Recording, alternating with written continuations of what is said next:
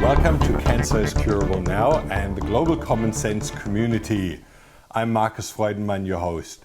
Today I would like to speak about vitamin D3, as it is known to be a very, very important remedy or supplement in treating cancer. And we found that in many clinics around the world where doctors actually check vitamin D3 levels right away, bring them up to an adequate level for that type of cancer that the patient has, and then be able to treat it much more successfully than without. Yes, vitamin D is a very interesting substance. Vitamin D makes a so-called redifferentiation of tumor cells. You know, there is not a precise border between a benign cell and a tumor cell. In between there are many stages of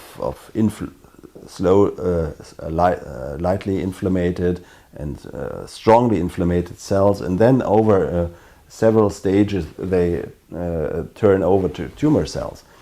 And in this in-between stage, vitamin D can try to, so to say, to re-educate the tumor cells towards a benign behavior. It's involved in about 400 different genes in our cells that require the vitamin D to operate correctly. You know, it's amazing stuff.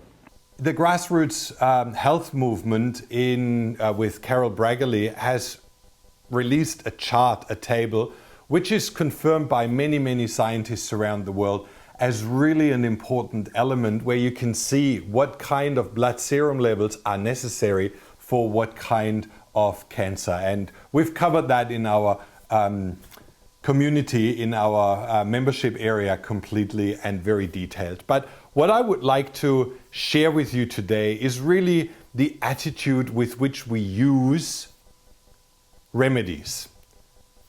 When I just recently walked to a friend and into his house, and I saw him, he was sitting there, his feet on a grounding mat, 2 plugs in his nose for oxygen, and a wrist for magnet impulse therapy, and he looked almost like dead, you know, pale, white, absolutely unhealthy. Well, I think we really get so dragged into using gadgets and buying health in form of supplements that we really forget the concept of nature and the natural process of healing. And that's inspired me to talk about this video today. Vitamin D3 in a high quantity taken is a rat poison. And we know that there is a big lobby against vitamin D3 because they use it actually with Quintox as little pellets.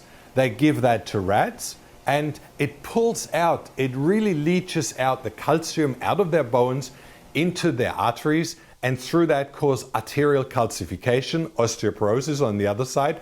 But because our heart is so susceptible to hardening, it's such a flexible muscle, so when it hardens, instantly it leads to heart attacks and to heart problems. And that is an effect that we actually create by taking vitamin D3 on its own. Just like the rats die of it, we have the same symptoms. Depending on the quantity, you know, we take much lower doses, but even if we take them, the effect is exactly the same. And that's because it's not a natural process. It's a synthetically produced vitamin D3 capsule or gel capsule, and you take that and it's just, you know, exactly the same. You bring your levels up, but on the other side you have that negative side effect. And that's where I would like to explain 2 things. One, you can counterbalance that effect by having huge amounts of vegetables, fresh green salads and vegetables, which then redirect that calcification into a new place, into where it belongs, you know, to activate your macrophages, to be responsible, distributed in your body. It's like, you know, there is one element that tells the other one where to go. And if that's lacking and you just feed in too much vitamin D3, well, then it has adverse reactions. So it's really important to have vitamin K or plenty of greens and vegetables at the same time to actually direct that vitamin D3 into the right place. Vitamin D is a huge thing that helps with cancer risk and multiple sclerosis and so many things. So in the last couple of years, we started supplementing with vitamin D. But all of a sudden studies say, wait a minute, but if we take so much vitamin D, we see increased arterial calcification. We see increased arterial stiffness. The lifespan is shorter if your levels of vitamin D are high. How is this so good for you if on the upper levels we see all the side effects? Now all of a sudden we're realizing, well, we need adequate vitamin K, because as we take a lot of vitamin D in, the calcium that's brought in, it's not directed properly to the bone and where it's supposed to go, and it goes into the arterial wall. Vitamin K, it was known to be just important for clotting. Now we know it's very important to reduce cancer risk, cancer progression. It helps the cancer cells die. Where is this vitamin K found? Really? Lots and lots of vegetables, right? And that's why the sunshine is actually the most complex and the most natural process to gain it. And it means about midday during a day, like between 11 and 1 o'clock or 2 o'clock, to be out in the sun without any sun protection and with exposure of your skin to the sun. Well, we don't do that anymore. Most cities and most people where you live, you are indoors, you are with artificial lights. If you go outside, you're well dressed up. So it's like a complete protection from the sun for probably 2/3, if not 3/4 of the year. And then you go on holiday and then you roast yourself, which is actually not healthy. And like if you look like a lobster and you're sunburned, that's causing a lot of strain on your immune system, which then can't cope with the load, which can lead to cancer, but it's certainly not the main effect. The sunshine is the main key to happiness and health. And like that friend of mine sitting in his dark room with oxygen and grounding, you could do exactly the same. Just walk out into a park, expose your body to the sun, lean back, lay yourself into the grass and soak up the sunshine. Ground yourself at the same time, which is a very powerful element of healing.